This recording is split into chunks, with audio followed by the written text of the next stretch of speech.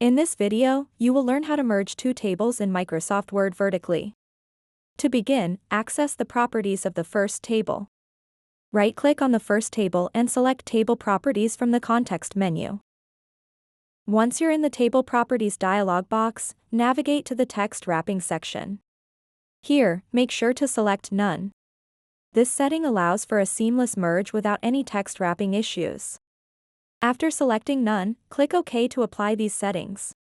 Now, repeat this process for the second table.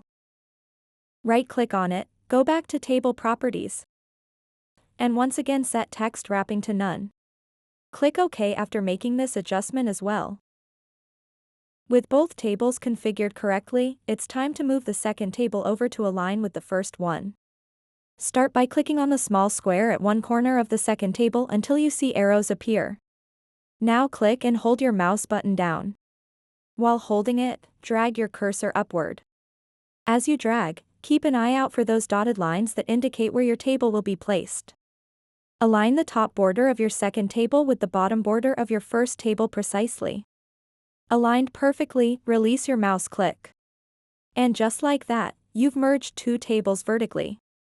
So that wraps up this tutorial. If you have any questions about this whole process, please let me know in the comments section below. And if this video helped you out, please give it a big thumbs up and subscribe to this channel for more tutorial videos like this one. Thank you so much for watching, and have a good day.